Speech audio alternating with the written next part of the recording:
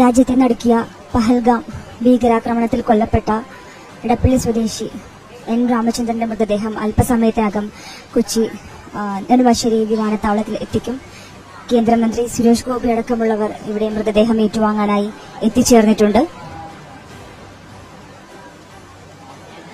കഴിഞ്ഞ ചൊവ്വാഴ്ചയാണ് പഹൽഗാമിൽ വെച്ച് രാജ്യത്തെ നടുക്കിയ ഭീകരാക്രമണം ഉണ്ടാകുന്നതും രാമചന്ദ്രനടക്കം 26 പേർക്ക് ജീവൻ നഷ്ടമാകുന്നതും. മകളുടെ മുന്നിൽ വെച്ചാണ് രാമചന്ദ്രനെ ഭീകരരുടെ വെടിയേൽക്കുന്നത്. കുടുംബവുമൊത്ത് പഹൽഗാമിൽ അവധിയാഘോഷത്തിലെത്തിയതായിരുന്നു രാമചന്ദ്രൻ. ഇപ്പോൾ മൃതദേഹം ഏറ്റുവാങ്ങാനായി കേന്ദ്രമന്ത്രി സുരേഷ് ഗോപി, BJP സംസ്ഥാന അധ്യക്ഷൻ രാജീവ് ചന്ദ്രശേഖർ, ഹൈബിയുടെ MP, പ്രതിപക്ഷ നേതാവ് VD സതീശൻ ഉൾപ്പെടെയുള്ളവർ ഇവിടെ നെടുമ്പാശ്ശേരി വിമാനത്താവളത്തിൽ എത്തിച്ചേർന്നിട്ടുണ്ട്. അല്പസമയത്തിനകം തന്നെ രാമചന്ദ്രന്റെ മൃതദേഹം ഇവിടെ എത്തിച്ചേരും. രാമചന്ദ്രന്റെ കുടുംബാംഗങ്ങളും നാട്ടുകാരുൾപ്പെടെയുള്ളവരും ഇവിടെ എത്തിച്ചേർന്നിട്ടുണ്ട്. കുടുംബാംഗങ്ങളുടെ മുന്നിൽ വെച്ചാണ് രാമചന്ദ്രന് ഭീകരരുടെ വെടിയേൽക്കുന്നത്.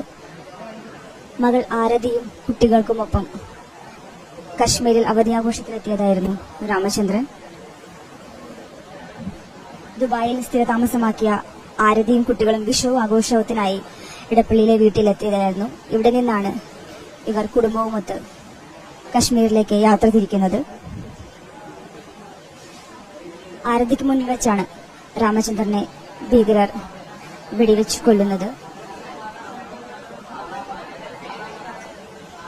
ആരതിക്ക് നേരെയും തോക്ക് ചൂണ്ടിയെങ്കിലും ആരതിയെ വെറുതെ വിടുകയായിരുന്നു. ഈ സമയം ആരതിയുടെ ഇരട്ട കുട്ടികളും അവിടെ ഉണ്ടായിരുന്നു. രാമചന്ദ്രന്റെ ഭാര്യ ഹൃദ്രോഗിയായതിനാൽ ഇവർ കാറിൽ വിശ്രമിക്കുകയായിരുന്നു.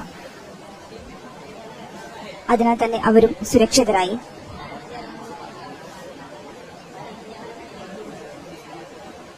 അല്പസമയത്തിനകം രാമചന്ദ്രന്റെ മൃതദേഹം നെടുമ്പാശ്ശേരി വിമാനത്താവളത്തിലെത്തിക്കും. ഇവിടെ നിന്ന് ഇടപ്പള്ളി റിനൈ ഹോസ്പിറ്റലിലേക്ക് എത്തിക്കുന്ന മൃതശരീരം അവിടെ സൂക്ഷിക്കും. വെള്ളിയാഴ്ച രാവിലെ 7 മണി മുതൽ ചങ്ങമ്പുഴ പാർക്കിൽ പൊതുദർശനത്തിന് വെച്ച ശേഷം വീട്ടിലും പൊതുദർശനമുണ്ടാകും.